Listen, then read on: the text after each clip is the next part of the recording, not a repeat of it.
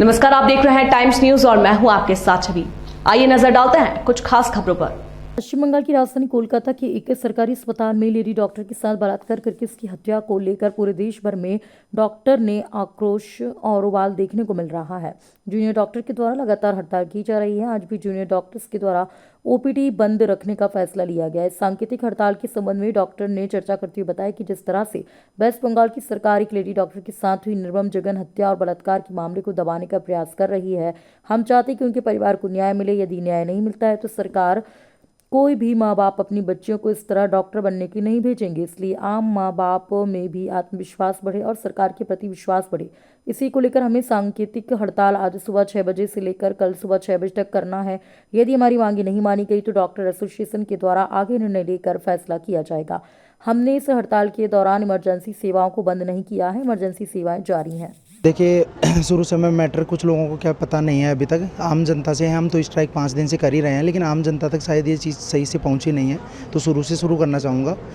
8-9 की रात को वेस्ट बंगाल कोलकाता में एक घटना हुई है सरकारी हॉस्पिटल में, जिसमें on duty doctor, female doctor जो कि 36 घंटे से अपनी ड्यूटी कर रही थी, सेमिनार रूम में थोड़ी देर के लिए खाना खा के रेस्ट करने गई थी।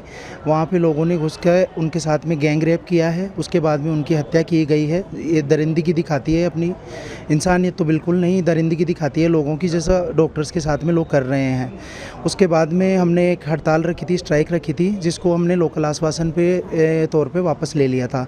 लेकिन उसके बाद भी वहाँ पे 14 अगस्त की रात को कुछ लोग घुसे हैं। 3000 तक लोग बता रहे हैं कि घुसे हैं। कलकत्ता हाई कोर्ट भी इस पर लोकल गवर्नमेंट से जवाब मांग रही है कि इतने लोग बिना प्लानिंग के ऐसे ही नहीं घुस सकते हैं।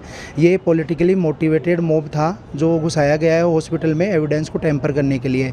उन्होंने हॉस्पिटल बिल्डिंग को पूरा वैंडलाइज कर दिया है। जिस जगह पे ये क्राइम हुआ था उस जगह से एविडेंस मिटाने के लिए पूरा तोड़ दिया गया है। सेमिनार रूम को जला दिया गया है। उसके बाद हमें उन डॉक्टर्स की सुरक्षा को ध्यान में रखते हुए, न्याय को ध्यान में रखते हुए हमने वापस अनिश्चितकालीन हड़ताल की घोषणा की है, जिसमें अभी हम सिर्फ इलेक्टिव सर्विसेज बंद की है। ओपीडीज़ बंद है हमारी, इलेक्टिव ओटीज़ बंद हैं, बाकी इमरजेंसी सर्विसेज चालू हैं। हमने ये ओपीडी आज ही बंद है या आगे भी बंद रहेगी? ये आज हमारे जो टीचर्स हैं, सीनियर डॉक्टर्स हैं, वो भी हमारा हड़ताल में साथ दे रहे हैं। आज सुबह 6 बजे से कल सुबह 6 बजे तक सभी तरह की इलेक्टिव सर्विसेज बंद है।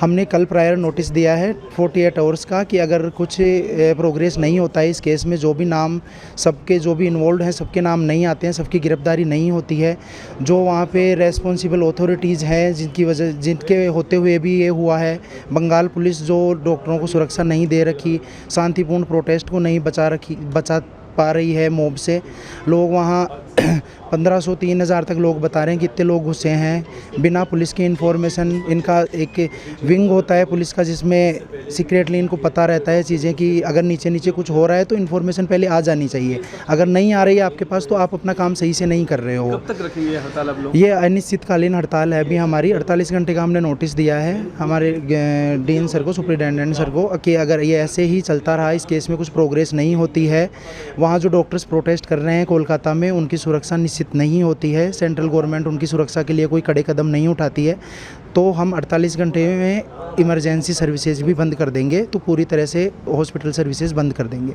आपका नाम? Doctor Anil Chaudhary, joint president की पोस्ट पे हूँ जेडी। जैसे मेरे साथी ने बताया, आपको पूरा घटनाक्रम बताया है। बस ये है कि हम ये चाहते हैं कि इन चीज़ों को दबाया ना जाए। जैसे हर दिन एक खबर आ रही है, पहले घटना हुई, बहुत ख़राब घटना हुई, फिर 14 अगस्त की रात को जो हुआ वो बहुत ही ज़्यादा निंदनीय था, हम लोग वापस से स्ट्राइक पे आना पड़ा। फिर अभी आज एक नई खबर सुनने में आ रही कि जो उनका साथ दे रहे हैं, जो हमारे वरिष्ठ चिकित्सक हैं जिनका ज़मीर अभी भी जिंदा है, वो साथ दे रहे हैं, उनका ट्रांसफ़र किया जा रहा है। मतलब किसी न किसी तरीके से इस घटना को दबाया जा रहा है। तो हमारा बस यही प्रोटेस्ट है कि वो जो एक तो न्याय मिले, दूसरा है कि जो कर रहे हैं उसके लिए लड़ रहे हैं उनको दबाया ना जाए, ना लोकल स्तर पे दबाया जाए ना सेंट्रल स्तर पे दबाया जाए, और ऐसी घटना की पुनरावृत्ति ना हो। इसलिए कड़ा एक सेंट्रल प्रोटेक्शन एक्ट है जो अभी तक अमल में नहीं आया है, वो लागू किया जाए, क्योंकि डॉक्टरों के साथ, हर फीमेल महिला के साथ ये चीज़ें होती आ रही है और हम सबका मनोबल टूटा है, सब हतोत्साहित हैं। जितनी महिला चिकित्सक हैं, जो मतलब आप सोचिए कौन स्टूडेंट या कौन 36 घंटे ड्यूटी करता है, वो कर रहे हैं, ये अमानवीय है, वैसे ही अमानवीय है। और उसके बावजूद जो जनता कर रही है, जो असामाजिक तत्व हैं, मतलब उनको रोका नहीं जा रहा है। अगर आप ऐसा नहीं करेंगे तो कल को कोई भी अपने बहन भाई बेटे बेटी को डॉक्टर बनने के लिए प्रेरित नहीं करेगा, बोलेगा नहीं, और जो बनेंगे वो विदेश जाएंगे।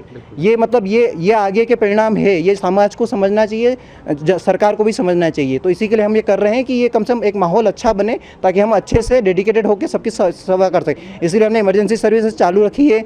वो हम लोग नहीं चाहते हैं कि समाज परेशान हो, जो जिसको सही में ज़रूरत है, बस केवल हमने सांकेतिक कर रहे हैं, इसलिए इलेक्टिव सर्विसेज बंद की है। आगे ज़रूरत लगी तो हम वो भी करेंगे। जी, आपका नाम? Doctor Shyam carpenter, spokes person, JDA Indore. Time news देखिए अब आपके मोबाइल